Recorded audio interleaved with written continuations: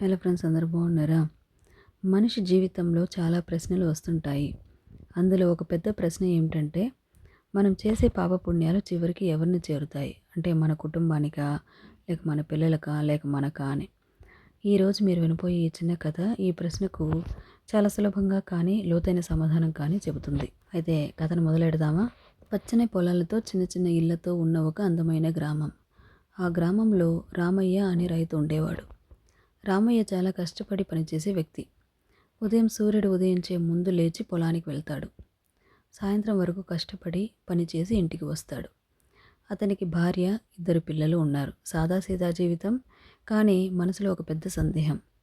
రామయ్య ఎప్పుడూ ఆలోచించేవాడు, నేను చేసే మంచి పనుల పుణ్యం నా పిల్లలకు కూడా చేరుతుందా, లేదా నేను తప్పు చేసే దాని పాపం వాళ్లకు పడుతుందా?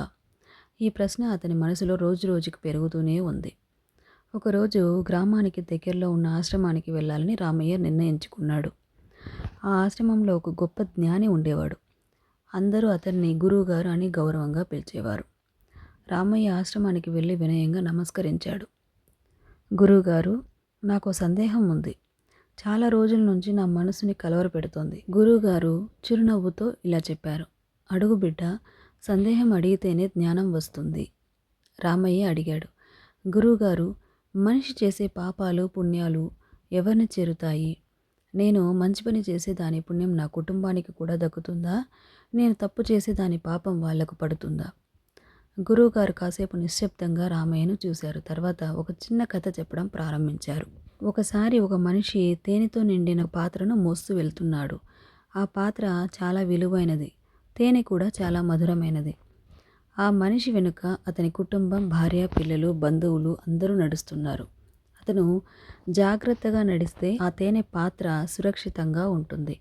అందరూ సంతోషంగా ఇంటికి చేరుకుంటారు. కానీ అతను నిర్లక్ష్యంగా నడిస్తే, ఒక చిన్న పొరపాటు చేస్తే పాత్ర నేలపై పడిపోతుంది, పగిలిపోతుంది, తేనె అంతా నేలపై పారిపోతుంది. అప్పుడు గురువుగారు రామయ్యను అడిగారు, ఆ పాత్రను మోసింది ఎవరు? రామయ్య వెంటనే ఇలా చెప్పాడు, ఆ మనిషే గురువుగారు. పాత్ర పగిలితే బాధ్యత ఎవరిది? అతనిదే గురువుగారు అన్నాడు. గురువుగారు తల ఊపుతూ చెప్పారు, అదేవిధంగా మనిషి చేసే పనుల బాధ్యత కూడా అతనిదే. మనిషి చేసే పాపం అతడినే చేరుతుంది, మనిషి చేసే పుణ్యం కూడా అతడినే చేరుతుంది. కానీ అతని పనుల ప్రభావం మాత్రం కుటుంబంపై పడుతుంది. ఒక తండ్రి మంచి మనిషిగా జీవిస్తే అతని పిల్లలు గర్వంగా ఉంటారు. ఒక తండ్రి చెడు పనులు చేస్తే అవమానం మాత్రం కుటుంబం మొత్తం అనుభవిస్తుంది. రామయ్య కళ్ళల్లో ఒక వెలుగు కనిపించింది. అతను మళ్ళీ అడిగాడు, అంటే గురువుగారు, నా పాపం నా పిల్లలకు పోదా? గురువుగారు మెల్లగా చెప్పారు, నీ పాపం నీకే, నీ పుణ్యం కూడా నీకే.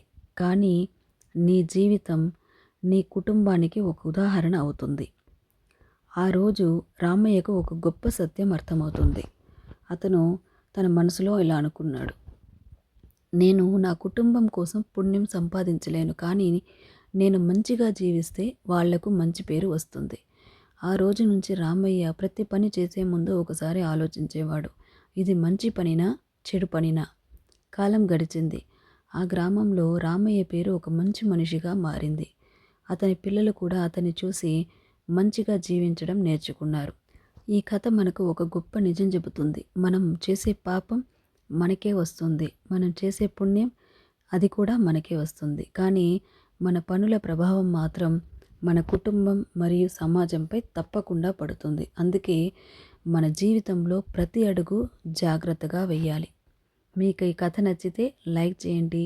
మరి ఈ కథను మీ ఫ్రెండ్స్ అండ్ ఫ్యామిలీకి కూడా షేర్ చేయండి. ఇలాంటి మంచి కథల కోసం నా ఛానల్ని సబ్స్క్రైబ్ చేసుకోండి. మరో మంచి కథతో మళ్ళీ కలుద్దాం. Good night friends.